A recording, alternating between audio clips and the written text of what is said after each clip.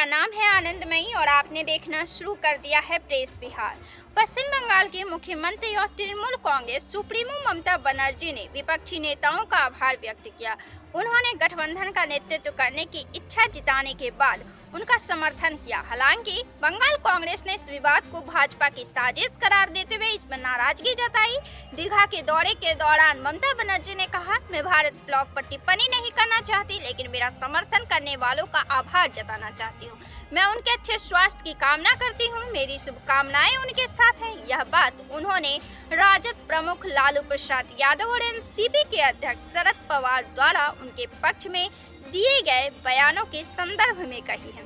हालांकि बंगाल कांग्रेस प्रमुख शुभंकर सरकार ने आरोप लगाया कि ममता के बयान भारतीय ब्लॉक के भीतर दरार पैदा करने की भाजपा की साजिश का हिस्सा है। देखा जाए दोस्तों तो पहले ममता बनर्जी का राहुल गांधी के नेतृत्व पर सवाल उठाना और लालू यादव का शरद पवार का ममता बनर्जी के पक्ष में आना, इससे तो इंडिया ब्लॉक के अंदर सियासी घमासान तो मचा ही हुआ था। और जिस तरीके से समाजवादी पार्टी अखिलेश यादव की उत्तर प्रदेश में, समाजवादी पार्टी के महाराष्ट्र की पार्टी ने जो बयान दिया है, समाजवादी पार्टी ने राहुल गांधी को लेकर जिस तरीके से बयान दिया है, वह तो इंडिया गठबंधन के बीच पूरी तरह घमासान और दरार फैलाने वाला मालूम ही पड़ रहा था। और एक तरह से देखा जाए तो जिस तरीके से राहुल गांधी से कई राजनीतिक पार्टियों में विभेद और असंतुष्टि हुई है, उससे यह भी कहा जा सकता है कि कहीं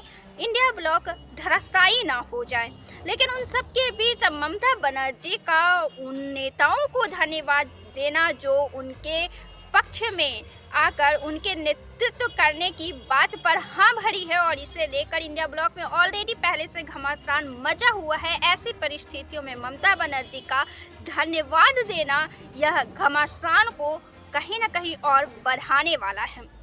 तो दोस्तों, भाजपा की साजिश बंगाल कांग्रेस ने इसे बताया है और उन्होंने एक्स पर एक पोस्ट में कहा है कि हाल ही में पश्चिम बंगाल की मुख्यमंत्री ममता बनर्जी जी ने एक साक्षात्कार में स्पष्ट रूप से भारतीय गठबंधन का नेतृत्व करने की इच्छा व्यक्त की थी।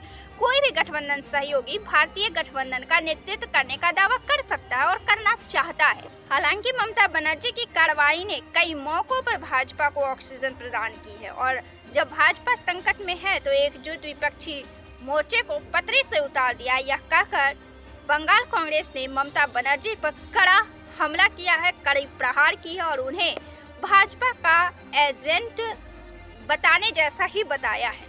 यह आरोप लगाते हुए कि ब्लॉक के नेतृत्व पर दावा करने का कदम भाजपा को लाभ पहुंचाने के लिए एक विभाजनकारी तंत्र के अलावा और कुछ नहीं है, इसमें तो कोई दो राय नहीं है। विपक्षी गठबंधन इंडिया ब्लॉक का टूटना बीजेपी पार्टी का खुद ब खुद मजबूत होना है। सरकार ने कहा, भारत गठबंधन में आई का मतलब समावेशी है और गठबंधन का हर निर्णय एक साझा न्यूनतम कार्यक्रम के माध्यम से भाजपा से लड़ने में सामूहिक होना चाहिए। एक अन्य आश्चर्यचकित कांग्रेस नेता ने कहा कि टीएमसी संसद में भारत ब्लॉक की बैठकों में भाग नहीं ले रही है। नेता ने कहा, जब हम उनसे पूछते हैं तो उनके नेता दावा करते हैं कि टीएमसी भारत ब्लॉक में नहीं है, और फिर ममता कहती है कि वह गठबंधन का नेतृत्व करने के लिए तैयार है।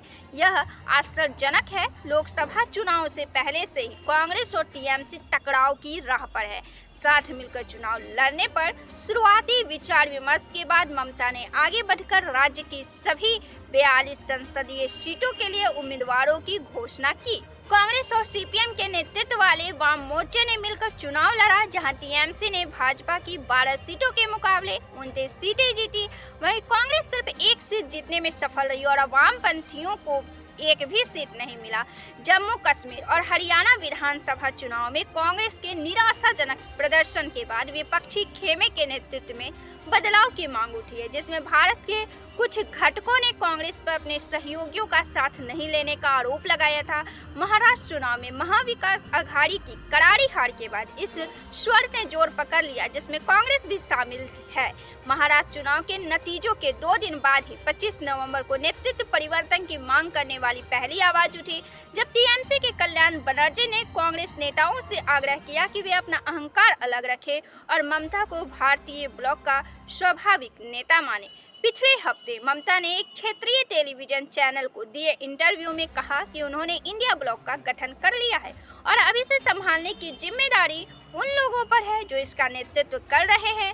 उन्होंने कहा, अगर वे इसे नहीं चला सकते तो मैं क्या कर सकती हूँ। अगर मुझे मौका मिला तो मैं इसे सुचारू रूप से चलाना सुनिश्चित करूंगी। मैं इसे यहीं से चला सकती हूँ। उनके कहने का मतलब है कि वे बंगाल से ही इंडिया ब्लॉक को चला सकती हैं।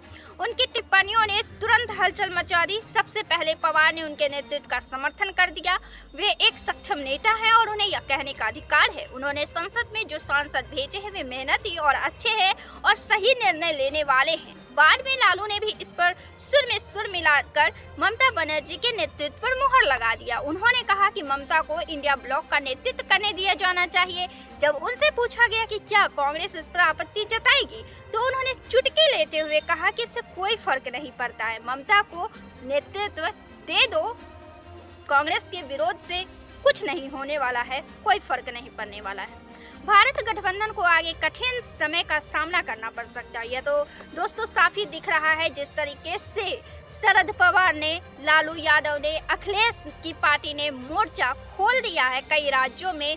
इससे यह साफ साफ दिख रहा है कि इंडिया ब्लॉक को अभी कठिन परिस्थितियों का सामना करना पड़ सकता है और इन परिस्थितियों में यह भी संभव है कि इन दलों के द्वारा इंडिया ब्लॉक से ये दल अलग न होते चला जाए, क्योंकि इसके तीन सबसे बड़े दल कांग्रेस, सपा और टीएमसी नेतृत्व के मुद्दे पर एक दूसरे से उलझे हुए हैं और शिवसेना और एनसीपी जैसे अन्य सहयोगी अपने रुख को सुधारने की कोशिश कर रहे हैं।